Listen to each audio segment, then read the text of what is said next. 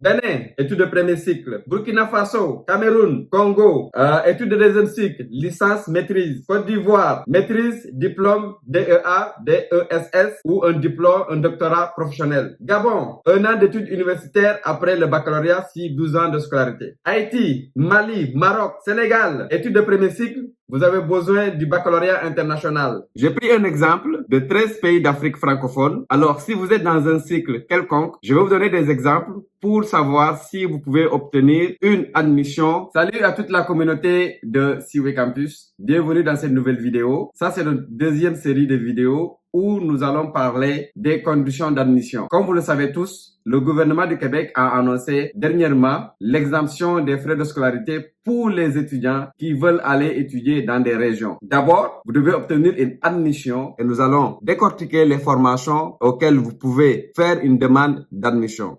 Bon, si c'est la toute première fois que tu tombes sur cette chaîne, bienvenue, mon nom est CIWE. Un gros merci à toute cette communauté de CIWE Campus, à toutes ces personnes qui se sont abonnées à la chaîne. Je vous dis merci et merci d'avoir posé toutes vos questions dans les précédentes vidéos afin qu'on puisse aborder davantage le sujet. Dans cette vidéo, je vous demande de mettre en commentaire le pays d'origine, la formation que vous faites actuellement et la formation que vous voulez faire au Canada. Voilà, donc pour parler des conditions d'admission, je vais prendre le temps. Ça se peut que cette vidéo soit un peu plus longue que d'habitude, mais l'objectif, c'est de vraiment prendre le temps de vous expliquer les conditions qui vous permettent d'obtenir une admission au Québec. Donc, sans tarder, il faut savoir qu'il y a certaines modalités que le gouvernement du Québec va publier prochainement pour se prévaloir de l'exemption des frais de scolarité pour les études dans les régions. Donc, il faut savoir que prochainement, le gouvernement va publier certaines modalités qui vont vous permettre d'obtenir des admissions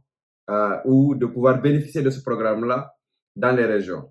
D'accord? Alors, deuxième chose, il n'est pas possible aussi d'intégrer une formation en cours de cheminement. Donc, pour les études au Québec, ok, par exemple, vous ne pouvez pas intégrer directement la deuxième année ou directement la troisième année si vous êtes en licence 2 ou en licence 1 dans un pays étranger. Ok? Ce que les établissements d'enseignement au Québec peuvent faire, c'est de vous reconnaître certains cours. C'est vraiment des cours que vous avez pris. Ils peuvent reconnaître ces cours-là, mais ils ne peuvent pas reconnaître, par exemple, une année complète que vous avez étudiée. Ok? Donc, c'est super important. À moins que l'établissement où vous souhaitez aller étudier a développé un partenariat avec un autre établissement où les formations sont similaires. D'accord? La moyenne générale, ok, doit être de 10 sur 20 au minimum. Donc, votre moyenne générale, ok, par année d'études doit être au minimum de 10 sur 20. Ok? Alors, il faut savoir que quand vous allez commencer à étudier au Québec, à l'université ou au cégep, le test de langue, le test de niveau, pour savoir c'est quoi votre niveau de français, est obligatoire partout. Lorsque vous intégrez une formation au baccalauréat, ici le baccalauréat c'est la licence, ok? Vous devez passer un test de langue obligatoirement pour savoir dans quel est votre niveau, ok? Les candidats qui sont non francophones, ok, doivent absolument faire le test de connaissance du français. Et il y a un minimum qu'ils doivent obtenir pour pouvoir étudier au Québec. Ce sont des candidats qui ont eu une formation, un cursus qui n'est pas francophone. Il faut qu'ils fassent un test de connaissance du français pour pouvoir intégrer une université au Québec. Donc, la formation, généralement, dure 3 ans ou 4 ans. Donc, si vous êtes dans le domaine du génie, c'est généralement 4 ans, 120 crédits. Et si c'est une formation, un cursus normal, c'est 90 crédits, 3 ans. Il faut aussi reconnaître que certains programmes nécessitent une prépa, c'est-à-dire prendre certains cours pour pouvoir intégrer le programme. Donc, ce n'est pas des cours que vous allez prendre pendant 6 mois, pendant 3 mois, pendant 1 an. Ce sont des cours qui vous permettent de mieux vous préparer afin d'intégrer le programme. Et à ce niveau-là, il faut vérifier, attendre que le gouvernement confirme si lorsque vous avez une admission conditionnelle, ça veut dire que si vous devez prendre des cours de préparation pendant 6 mois, 1 an, est-ce que pendant cette période-là, vous bénéficiez de la bourse d'exemption ou pas?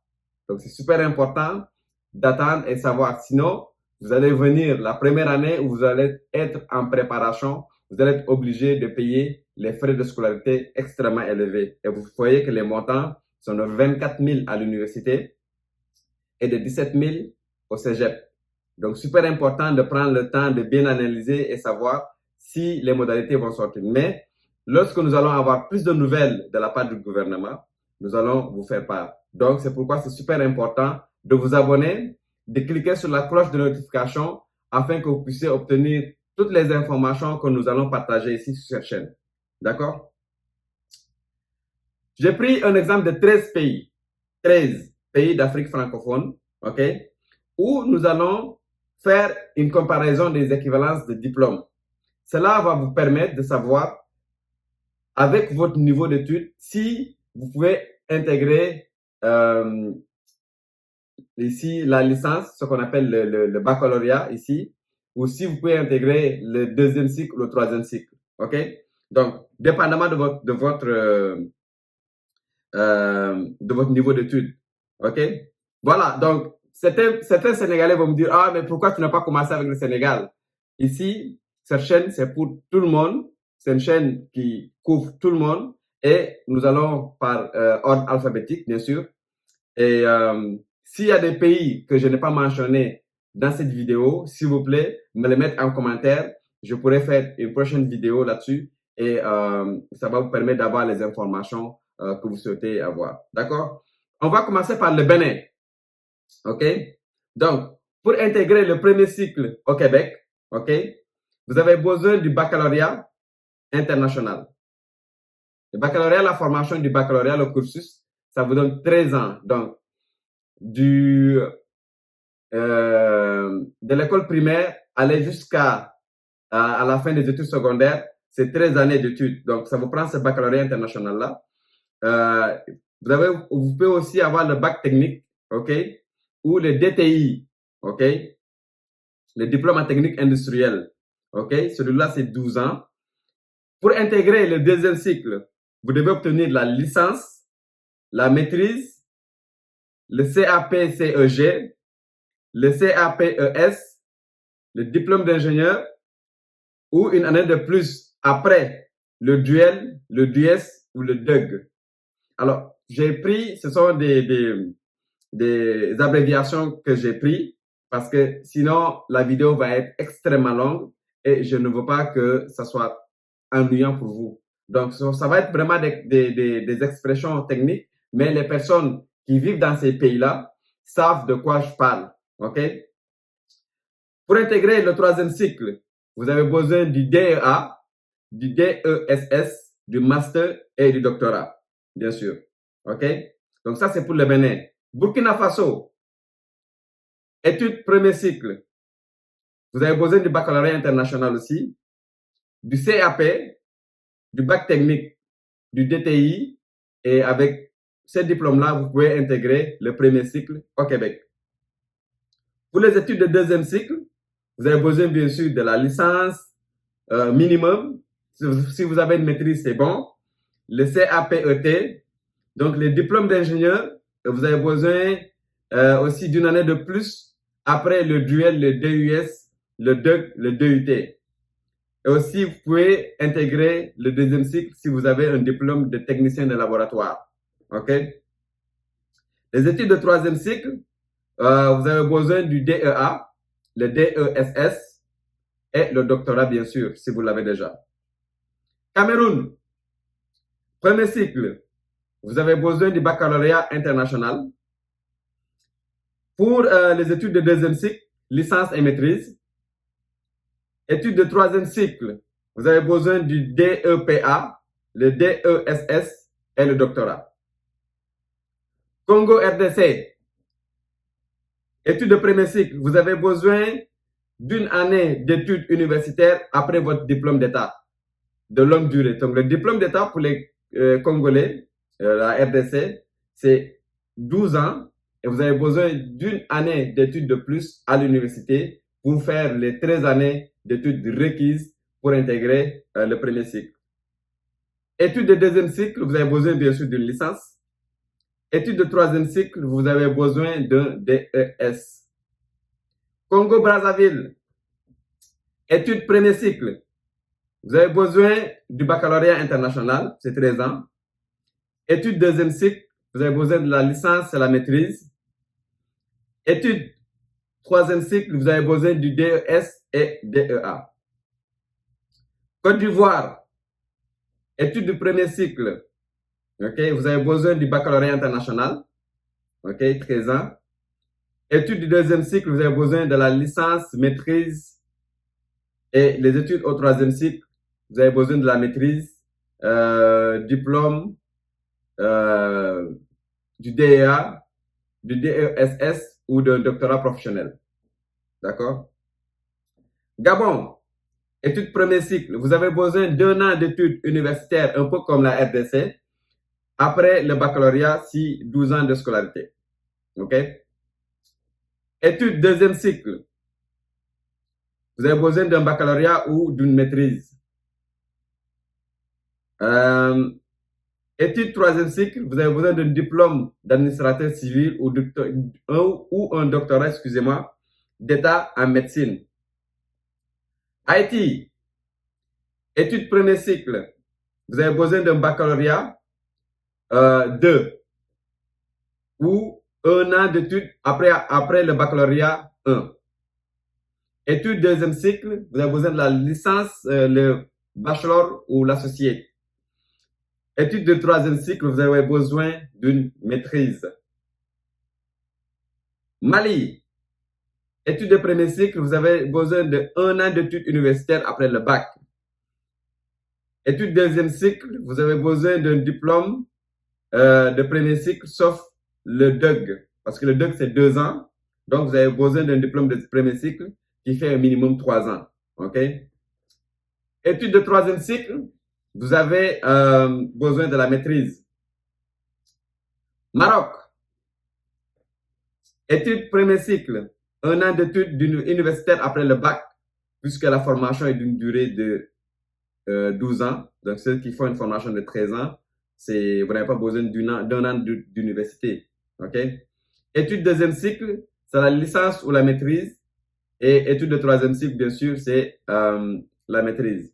Ou si vous avez un doctorat, c'est un plus. D'accord? Sénégal, études de premier cycle, vous avez besoin du baccalauréat international.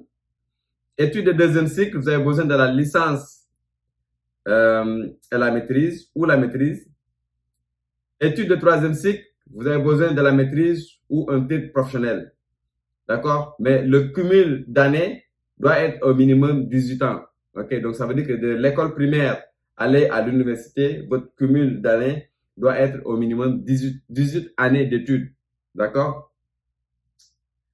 Le Tchad, études de premier cycle. Vous avez le baccalauréat international, qui est 13 ans, ou le DTI. OK? Études de deuxième cycle, licence, maîtrise. Études de troisième cycle, vous avez maîtrise ou lorsque la scolarité cumule 18 ans. OK? Même chose. Togo, études premier cycle, baccalauréat de l'enseignement secondaire, deuxième partie. OK? Études deuxième cycle, vous avez la licence et la maîtrise.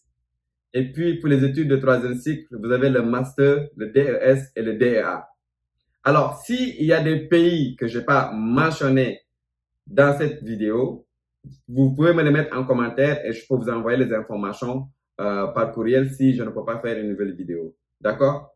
Mais si dans les pays que j'ai cités, les choses ont probablement changé, vous pouvez mettre sur les commentaires. Ça me fera plaisir de le rectifier si jamais vous voyez que j'ai fait une erreur de prononciation ou quelque chose comme ça. D'accord? Alors, donc, voici les équivalences de diplômes pour pouvoir venir étudier au Québec, dépendamment du pays où vous êtes. Donc, si vous avez une licence déjà, vous savez que vous pouvez intégrer le master. Donc, si vous avez le baccalauréat ou un diplôme de technicien industriel, Donc, vous savez que vous pouvez intégrer le premier cycle qu'on appelle ici le baccalauréat. OK? Ça peut durer 3 ans. Et si vous avez une formation en génie, la formation peut durer 4 ans. D'accord? Donc, prochaine étape, nous allons parler des secteurs de technologie de l'information. OK? Donc, comme le gouvernement a mentionné ce secteur-là, on a le secteur des technologies de l'information, secteur du génie, OK? On a le secteur des services sociaux, secteur de l'éducation, secteur de la santé et le secteur des services de garde éducatifs à l'enfance, OK? Comme les garderies, les crèches, là, OK?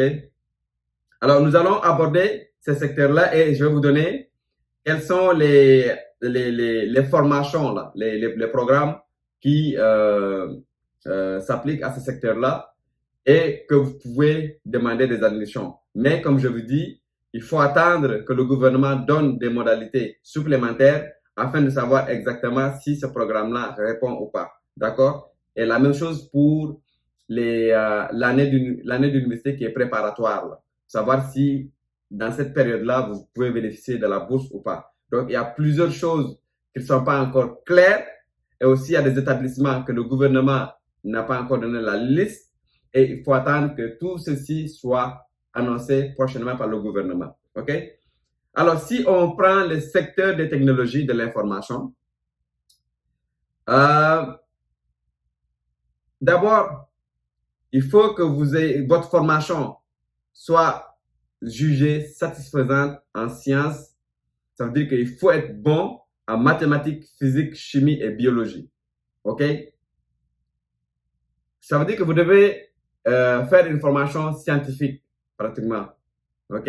Au lycée ou à l'université, vous devez être dans des filières scientifiques parce que vous devez devez avoir des notes satisfaisantes en mathématiques, physique, chimie et biologie. OK? Donc, dans ce secteur-là, voici quelques programmes que j'ai sortis. Et ce sont des programmes, par exemple, comme le génie informatique. Donc, le génie informatique vous permet de devenir un ingénieur en informatique, de devenir un développeur ou programmeur et de devenir aussi un ingénieur de réseau. Vous avez le programme de génie logiciel. Le programme de génie logiciel vous donne la possibilité de devenir un ingénieur en logiciel, un architecte informatique, un analyste en intelligence d'affaires.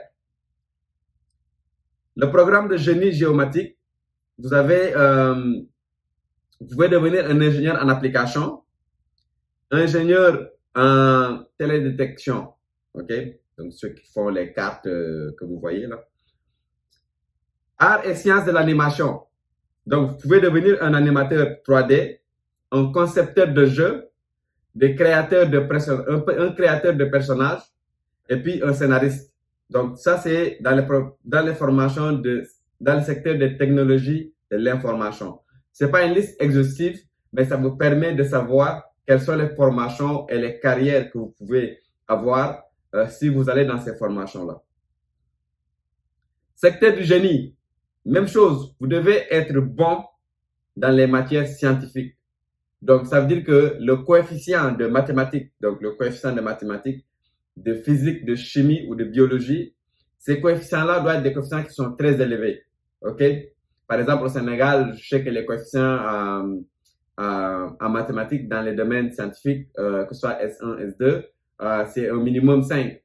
Il y en a, c'est les mathématiques, tu as 6, physique, tu as 6. Des fois, les sciences, si tu fais les S2, le coefficient peut être 6 en SVT. D'accord? Donc, les coefficients doivent être très élevés et vous devez obtenir minimum la note de 10 sur 20. OK? Super important. Parce que ce sont des formations qui sont très demandantes au point de vue de la science, là. Donc, quelques secteurs d'activité, quelques formations où vous pouvez faire des demandes d'admission. Vous avez le génie du bois. Le génie du bois, cette formation-là vous permet de devenir un ingénieur de procédés, un contrôleur de qualité, un responsable de l'optimisation. OK? Donc, génie des matériaux et de la métallurgie. Donc, dans cette formation-là, vous pouvez devenir un ingénieur en biomatériaux ou un ingénieur en électrométallurgie. OK? Donc, vous avez aussi plusieurs formations en génie. Vous avez le génie des mines, le génie civil, génie des eaux, génie alimentaire, génie électrique, génie géologique, génie industriel, génie mécanique, génie physique et génie chimique. OK? Donc, vous avez tous ces formations-là, mais il faut attendre que le gouvernement publie exactement lesquelles de ces formations-là il faut appliquer. OK? Super important. Secteur de la santé. Formation jugée satisfaisante en sciences. Ça aussi, vous devez être bon en mathématiques, physique, chimie et biologie. Et surtout, biologie. Parce que ce domaine de la santé, c'est la biologie qui est mise en avant. OK? Donc, si vous avez une bonne formation en biologie et vous avez un bon background en mathématiques, physique et chimie, donc, vous pouvez être éligible dans ce secteur-là. Ici, nous avons, par exemple, la formation de sciences infirmières. Donc, la formation de sciences infirmières vous permet de devenir conseillère en soins infirmiers, de devenir infirmière clinicienne ou une professionnelle de recherche. OK? Vous avez aussi la formation de nutrition qui vous permet d'être diététiste, nutritionniste. Vous avez aussi la formation de physiothérapie qui vous permet de devenir physiothérapeute. Et vous devez bien sûr avoir un bon jugement situationnel avant votre admission. Il y a certaines universités qui vont vous faire un test de jugement pour savoir si vous êtes capable de faire des jugements au point de vue de chaque situation, OK? Et prendre des bonnes décisions. Donc, j'ai utilisé ici les mots au féminin. Pourquoi? Parce que ce sont des secteurs où il y a plusieurs femmes. Hein. Donc, les filles, les femmes, tout ce qui concerne les sciences infirmières, c'est un secteur que les filles aiment beaucoup, les femmes aiment beaucoup. Et voilà, donc je dis pas que c'est pas fait pour les hommes. Hein. Il y a des hommes qui sont infirmiers, etc. Et puis ça, c'est pas un problème. Mais il y a beaucoup de personnes qui choisissent ces programmes-là. Et ce sont des femmes. Secteur des services sociaux. OK? Donc, ici, les services sociaux, généralement, vous devez avoir une formation qui est jugée satisfaisante en statistique et en psychologie. La psychologie. Donc, vous êtes capable d'avoir une bonne formation en psychologie. Et généralement, il y a des universités qui peuvent demander une lettre de motivation ou un CV qui va venir appuyer votre demande. OK? Une formation en travail social. Donc, vous devenez une travailleuse sociale, une conseillère en réadaptation, une intervenante communautaire ou une agente de recherche. OK? Donc, comme je vous dis ici aussi, ce sont des domaines où nous avons la majorité, ce sont des femmes qui font ça. Même s'il y a beaucoup aussi d'hommes qui le font là, mais c'est des domaines qui sont très intéressants et il faut être vraiment passionné hein, pour chaque domaine où vous voulez aller étudier. Il faut être super bien passionné. Alors, secteur de l'éducation. Par exemple, vous avez la formation que vous pouvez faire en baccalauréat en éducation préscolaire et en enseignement primaire. OK? Donc, vous avez des élèves, vous allez enseigner des élèves au préscolaire et au primaire. Vous avez le baccalauréat en enseignement, en adaptation scolaire et sociale, par exemple. Ici, vous allez enseigner des élèves en situation d'handicap de façon individuelle ou en groupe, dans des classes spécialisées ou en classe ordinaire ou en orthopédagogie. D'accord?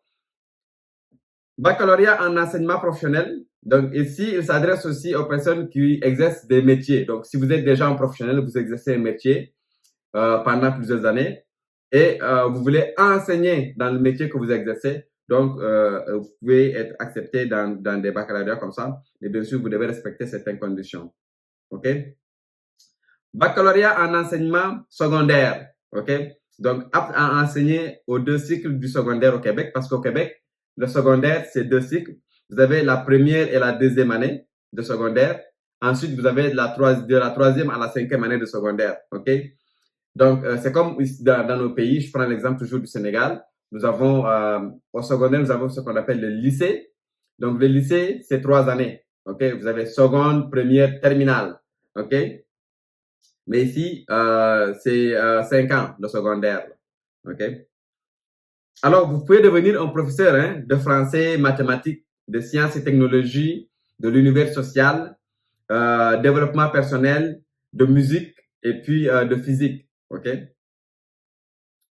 Donc, c'est ça. Donc, vous pouvez devenir enseignant dans des classes préscolaires et du primaire ou du secondaire, dans des services scolaires du Québec, OK?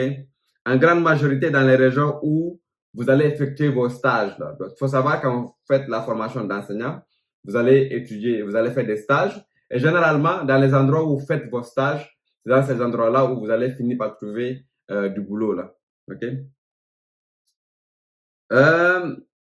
Donc, dans ces conditions d'admission, c'est sûr que pour être enseignant, il faut être très bon en français. Et je dirais même excellent. Il faut être super, super bon en français. OK? Et puis, il faut avoir au minimum une moyenne de 12 sur 20 hein, pour certaines universités. Des fois, la moyenne de passage, c'est 12 sur 20, mais des fois, ils peuvent demander 12 sur 20, dépendamment aussi des matières où ils veulent que l'étudiant ait le plus de points possible. OK? Il faut aussi, il y a des universités qui demandent 1 an hein, d'expérience de travail avec des enfants. La formation a une durée de 3 ans ou 4 ans. Il faut posséder un diplôme professionnel pour ceux qui veulent faire le baccalauréat d'enseignement professionnel, par exemple. OK? Ici,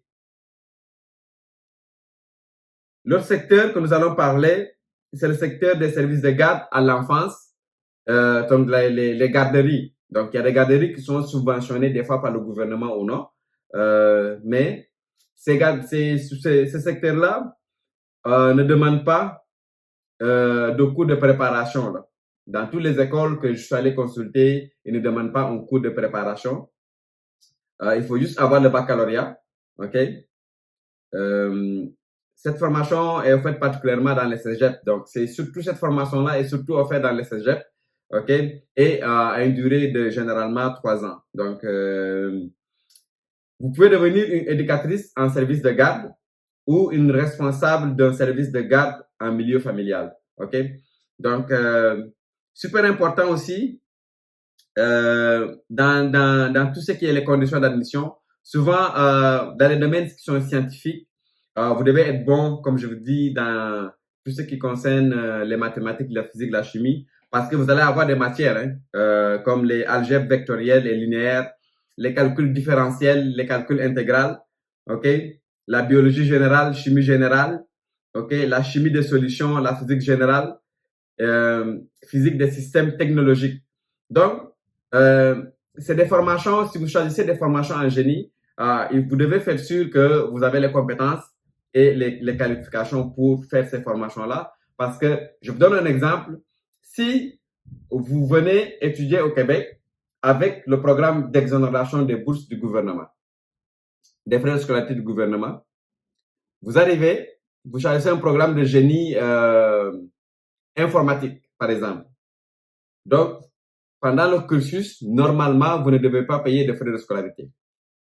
Et quand vous arrivez dans le programme, vous commencez les études, vous trouvez que c'est super difficile, c'est très dur les études, c'est extrêmement demandant, et vous décidez d'abandonner le programme que vous avez choisi.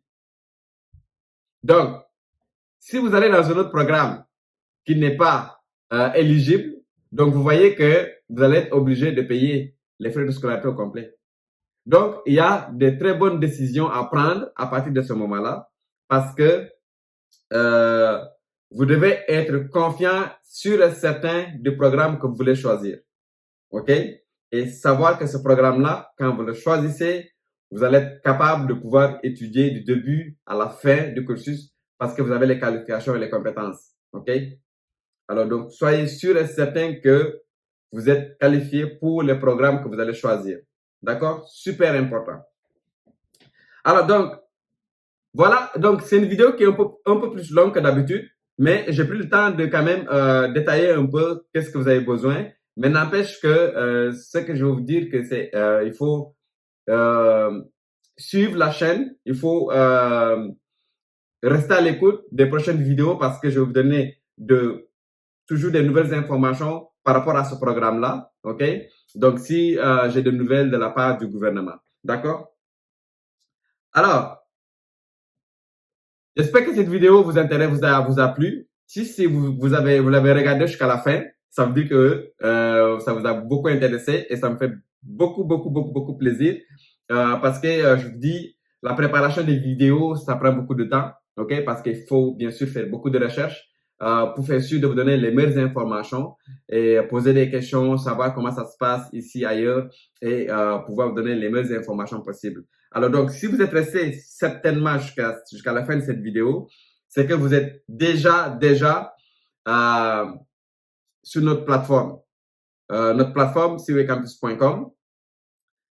Je pense que vous êtes déjà sur la plateforme et que vous avez créé votre compte pour pouvoir avoir de l'assistance pour vous permettre d'étudier au Québec dès septembre 2023 en bénéficiant bien sûr de l'exonération des frais de scolarité qui a été annoncée par le gouvernement. D'accord? Donc, si vous avez des questions aussi, si vous avez des problèmes au niveau du compte, vous pouvez nous écrire, nous sommes très actifs. Et aussi, pour les personnes qui sont inscrites sur le compte sur la plateforme, vous allez avoir des sessions de Zoom, ok, gratuites, où nous allons vous montrer comment est-ce que vous pouvez facilement aller en détail pour pouvoir compléter vos profils sur la plateforme et passer aux étapes supérieures. D'accord? Alors, sur ce, les amis, je vous dis merci et ciao, à la prochaine.